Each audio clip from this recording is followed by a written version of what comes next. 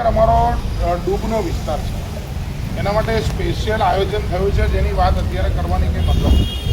અત્યારે પહેલી અમારી પ્રાયોરિટી છે કે અહીંયાના જે પાણી ભરાયા છે એ પાણીને ગટર વાટે, વરસાદી પાણી વાટે જે લાઈન છે એના વાટે અમે એને જલ્દીથી અહીંથી રિમૂવ કરીએ અને પછી બેઝમેન્ટોમાં જે પાણી ભરાયા છે એના માટે અહીંયા 10 વરુણ લાગેલા છે.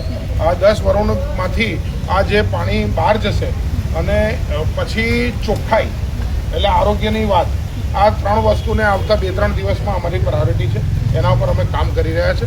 અને આ વિસ્તાર એટલે આ જે મકરબા પોલીસ હેડક્વાર્ટર અને શ્રીનગર આ વિસ્તાર ઘણો ડૂબમાં હોવાના કારણે અહીંયા પરિસ્થિતિ થતી હોય છે. એના માટે સ્પેશિયલ આયોજન અમારે અહીંના બધી જ સોસાયટી એટલે 27 સોસાયટીના ચેરમેનને લઈ અને કમિશનરને આજથી 1.5 વર્ષ પહેલાં હું મળેલો અને ઉપર જ્યારે શહેરી વિકાસ સચિવ અશ્વિની કુમાર હતા એમની જોડે બી વાત કરી, માનનીય મુખ્યમંત્રી ભૂપેન્દ્રભાઈ પાસે વાત કરી અને સ્પેશિયલ શ્રીનગર માટે એક પાઇપલાઇન પાસ કરાઈ છે જેનું કામ ચાલુ છે અને એ કામ ડ્યુ મે 2027માં જ છે.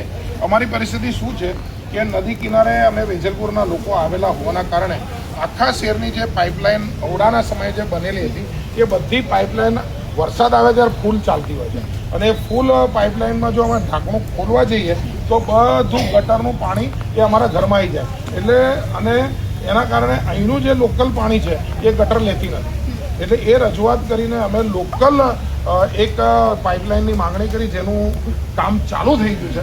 એટલે હવે એના ઉપર આવતા વર્ષે પણ અમે આશાવાદી છીએ કે આ વિસ્તાર આ બધી વાતમાંથી બહાર આવશે. પણ અમિતભાઈ, અત્યારે તમે કહો કે સીએમ સાથે તમે વાત કરી છે, આ પહેલા વર્ષે તો નથી, અનેક વર્ષોથી આ પ્રકારની સ્થિતિ છે અને અહીંયા પાર્ક કરેલા વાહનો હતા એ લોકોના ડૂબી ગયા છે. હવે 2 વ્હીલરનો ખર્ચો 20,000 થી 25,000 લોકોને આવશે. એટલે આ તો હાલાકી દર વર્ષની એમની છે.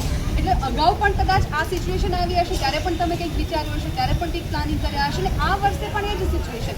એટલે કેટલા કલાકોમાં અથવા તો કેટલા દિવસમાં હવે લોકોને તમે બાંહેધરી આપી શકો કે આ હાલાકી નહીં પડે? બેન, આ ઓપરેટિવ બે બાબત છે. જે અત્યારે થયું એનામાંથી બહાર આવું અને જે અમે કર્યું આ સેકન્ડ પાર્ટ છે. જે કર્યું એની ડ્યુ ડેટ જે છે ડ્યુ ડેટ સિવાય બેન કશું જ થવાનું નથી.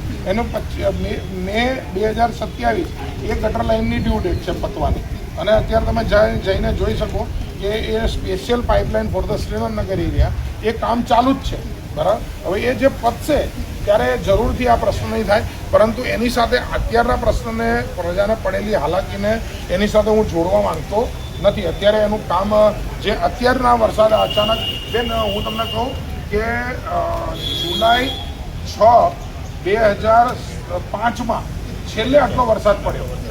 બરાબર, આ 23 વર્ષ પછી આટલો મોટો વરસાદ પડ્યો અને કુદરતની સામે કોઈ માનવ એવું ના કહી શકે, કોઈ તંત્ર એવું ના કહી શકે કે અમે સક્ષમ છીએ. બરાબર, 20 ઇંચ માટે કોઈ પાઇપ આ દુનિયામાં બની જ નથી. બરાબર કે નહીં? એટલે જે છે એમાંથી બહાર આવવાનું અને સામૂહિક રીતે બહાર આવવાનું વિષય છે. આપણો જે ગુજરાતી પ્રજાજન છે એને ખબર છે કે આ એક અચાનક ઊભી થયેલી પરિસ્થિતિ છે જેની સામે લડવું છે. એટલે સવાલ એ છે કે કુદરત સામે તો સૌ કોઈ લાચાર જ છે. એટલે હજુ જો એલર્ટ છે જ અમદાવાદમાં 2 દિવસ, હજુ 2 દિવસ આ જ પ્રકારે વરસાદ રહ્યો તો તમે વિચાર કરો કે અહીંના લોકો કેવી રીતે પછી રહેશે અહીંયા? બેન, માનવનું કામ છે લડવાનું, કુદરતનું કામ છે પ્રેમ આપવાનું અને કેર વર્તાવવાનું. જ્યારે કેર વર્તાવે ત્યારે એની સામે પ્રેમપૂર્વક લડવું. બરાબર, અમે લડીશું બધા અને બધા સાથે છીએ લડવા માટે. એટલે મૂળ મુદ્દો એ છે કે અત્યારની આ 2-3 દિવસમાં જે એકદમ 0-0 સફાઈ સુધીની અમારી જવાબદારી છે અમે પૂરી કરશું.